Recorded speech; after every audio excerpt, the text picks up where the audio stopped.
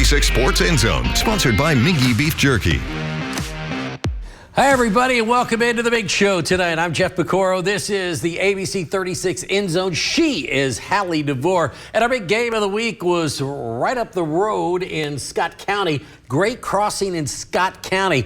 This is a pretty big rivalry. Oh, yeah. I mean, they're battling for Scott County. This goes all the way back to just 2019 when the schools divided. Scott County won every single meeting up until last year when Great Crossing got their first win of the series 46-15. So the Warhawks now, we're looking to build that trend a little bit more in their direction, but let's see how it went. This game, you guys, was packed. Probably one of the best turnouts I've seen so far in my few years here. Student sections were popping. Who's your daddy chants were popping. Look at that.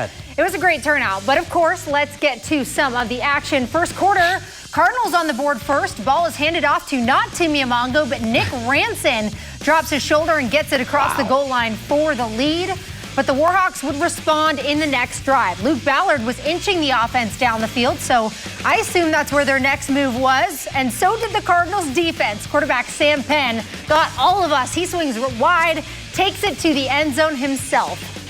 Second quarter, Scott County reclaims the lead with this quarterback sneak from Charlie Ellison. And it was the Cardinals that just kept rolling late in the second quarter. And you knew Timmy Amongo was getting in that end zone at some point tonight after scoring 4 touchdowns last week.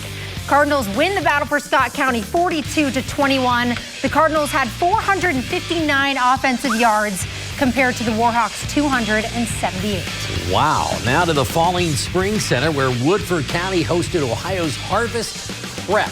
This was a good one here.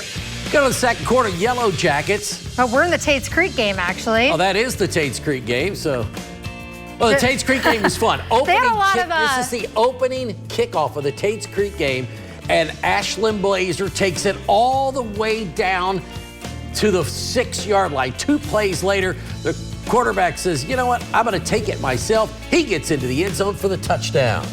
And of course, Jeff, you said they had a bunch of kickoff returns. That's what Tates Creek was notorious for today. Ashlyn Blazer. Ashlyn Blazer just kept pounding with that offensive front, and they just kept pounding and pounding. And then they went upstairs. They got 3 rushing touchdowns, a passing touchdown. The great kickoff return. The only thing that kept Tates Creek in the game was a 92-yard kickoff return. Second week in a row, Tates Creek's been able to do that. But it wasn't enough as Ashlyn Blazer wins it 44-23 the final. All right, now we are going to go to the Fallen Spring Center where Woodford County hosted Ohio's Harvest Prep. There it is. Second quarter, Yellow Jackets in the red zone. Darian Tomlin in Wildcat formation. He takes it right up the middle.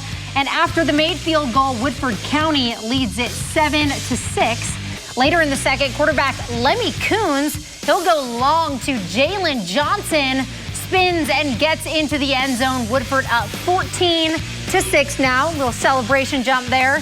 And then with seconds left in the half, Harvest Prep trying to push downfield, but Kingston Dumas reads the pass, is there for the interception.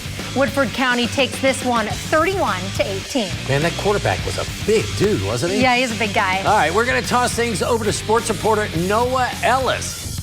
Noah was out in Berea tonight for Madison Southern's first home game. They hosted Henry Clay. Noah? Yeah, Jeff, both of these teams were looking for their first win of the season after a rough week 1, and the Blue Devils and the Eagles both looked to avoid that dreaded 2-0 start. Let's get things started here in the first quarter where Henry Clay quarterback Aiden Huston is about to come on the screen, and he is going to roll around in the pocket, and he is going to find Shea Perry, who got the Blue Devils within the 10-yard line, and they would eventually cap that one up with a touchdown.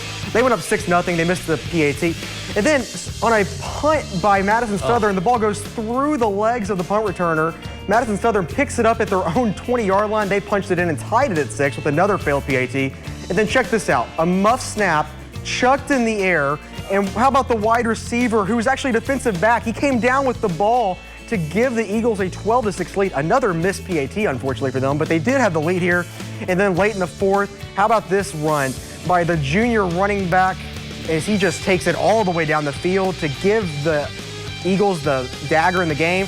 That was all it took for them. They won this one 18-6, and they improved to 1-1. The Blue Devils fall to 0-2. All right, thanks, Noah. We are going to check out a couple other scores from around the Bluegrass before we come back with some more highlights.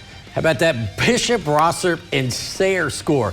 8 5. Sayre over Bishop Brosser. A big game in Williamsburg. Paris comes away on top 36-32. West Jessamine spanks Wayne County 37-20. And more blanks Frankfort 48-0. Stay with us. We'll have more highlights when we come back. Welcome back in. Jeff McClure and Hallie DeVore now. The Lexington Catholic Knights hosted the Dunbar Bulldogs in an inter-city matchup. Catholic struck first in the first quarter. Gonna watch this 25-yard run. And I'll tell you what, they, Catholic, always have a really good running back. And this year, it's Isaiah Mashney. He puts the Knights up 6-0 after a missed extra point. The Bulldogs gained some momentum after a muffed punt right through the legs there, and they grab it. And that sets Dunbar up in Catholic territory, but the Knights got the ball right back after an interception by Baird Woodall. And he's tackled right there. Catholic capitalized on the ensuing drive. They punched the ball to the end zone with another rushing touchdown from Mashney. Catholic went on to win this one 29-14. All right, Frederick Douglass now on the road again, visiting powerhouse Trinity.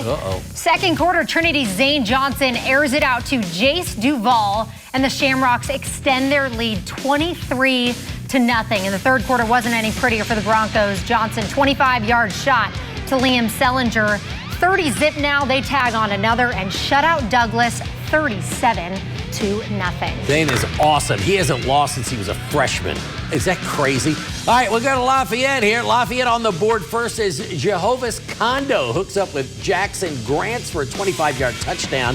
Then Kondo says, you know what, let's try this one again. This time, Cale Locklear for 6 more.